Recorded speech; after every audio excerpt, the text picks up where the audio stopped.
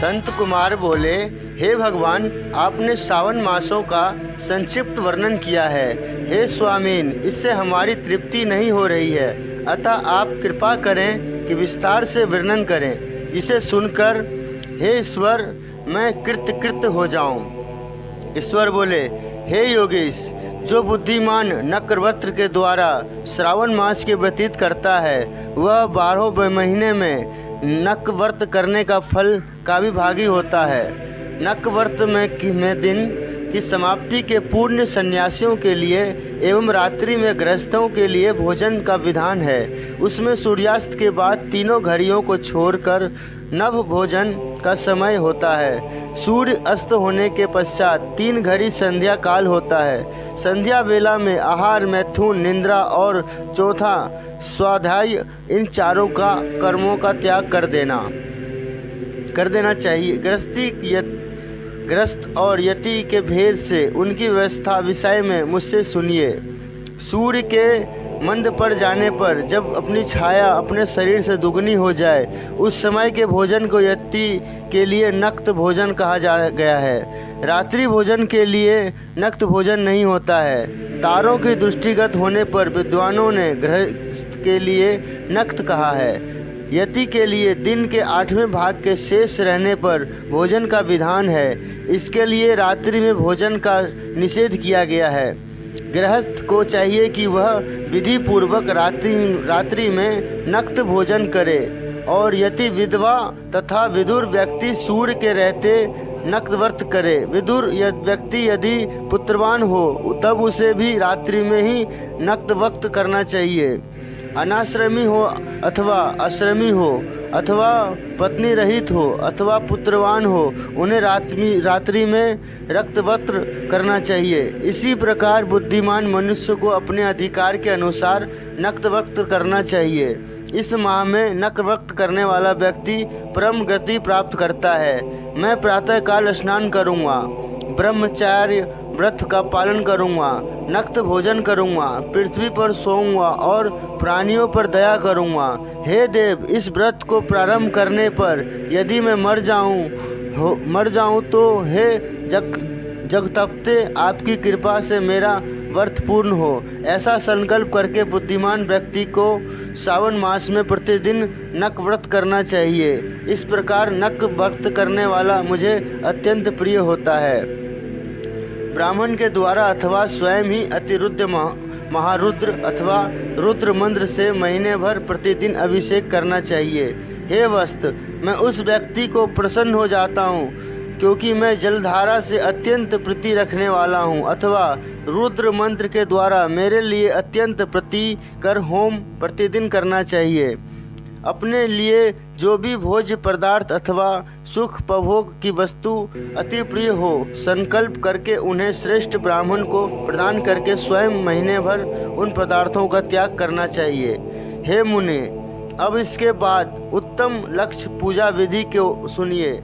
लक्ष्मी चाहने वाले अथवा शांति की इच्छा वाले मनुष्य को लक्ष्य बिलपत्रों या लक्ष्य दुर्वादलों से शिव की पूजा करनी चाहिए। आयु की कामना करने वालों को चंपा लक्ष्य पुष्पों तथा विद्या चाहने वाले व्यक्ति को मल्लिका या चमेली लक्ष्य पुष्पों से श्री हरि की पूजा करनी चाहिए। शिव तथा विष्णु की प्रसन्नता तुलसी के दलों से सिद्ध होती है।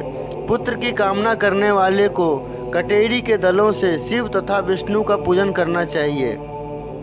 बुरे स्वप्न की शांति के लिए धन्य से पूजन करना प्रशस्त होता है। देव की समक्ष निर्मत के लिए रंगवली आदि से विभिन्न रंगों से रचित पद्म, स्वस्तिक और चक्र आदि से प्रभु की पूजा करनी चाहिए। इसी प्रकार सभी मनोरथों की सिद्धि के लिए सभी प्रकार की पुष्पों से यदि मनुष्य लक्ष्य पूजा करे तो शिवजी प्रसन्न होंगे।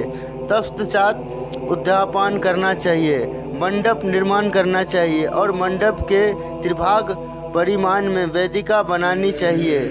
तन दूर पुण्यवाचन के आचार्य का वर्ण करना चाहिए और उस मंडप से प्रविष्ट होकर गीत तथा वाद्य का शब्दों में तीव्र वेद ध्वनि से रात्रि में जागरण करना चाहिए। वेदिका के ऊपर उत्तम लिंग भोद्रा बनाना चाहिए और उसके बीच में चावलों से सुंदर कलश का निर्माण करना चाहिए। उसके ऊपर तांबे का अत्यंत चमकीला तथा पंचप लकूला कलश स्थापित करना चाहिए और उसमें रेशमी वस्त्र से वेष्टित कर देना चाहिए। उससे ऊपर पार्वती शिव की सूर्यमंडल प्रतिमा स्थापित करनी चाहिए।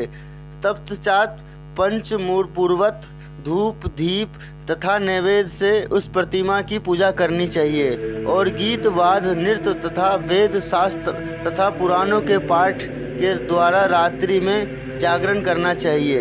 इसके बाद प्रातःकाल भली भांति स्नान करके पवित्र हो जाना चाहिए और अपनी शाखा से निर्दिष्ट विधान के अनुसार वैदिक निर्माण करना चाहिए। तत्पश्चात मूल मंत्र से या गायत्री मंत्र से या शिव के सहस्त्र नामों से द्वारा तिल तथा धृत मिश्रित खीर से होम करना चाहिए अथवा जिस मंत्र से पूजा की गई है उसी से होम करके पूर्णाहुति डालनी चाहिए। इसके बाद वस्त्र अलंकार तथा भूषणों से भली भांति आश्चर्य का पूजन करना चाहिए। तत्पश्चात अन्य ब्राह्मणों का पूजन करना चाहिए और उन्हें दक्षिणा देनी चाहिए। जिस प्रकार वस्तु से उमावती शिव की लक्ष्मी पूजा हो उसका दान करना चाहिए। स्वर्णमयी मूर्ति बनाकर शिव की पूजा करनी चाहिए। यदि दीप कर्म किया हो तो उस दीपक का दान करना चाहिए। चांदी का दीपक और स्वर्ण का वर्तिक अर्थात बत्ती बनाकर उसे घृत से भी भरकर सभी कामनाओं और अर्थ की सिद्धि के लिए उसका दान करना चाहिए। इसके बाद प्रभु से क्षमा प्रार्थना करनी चाहिए और अंत में 100 ब्राह्मणों का भोजन कराना चाहिए।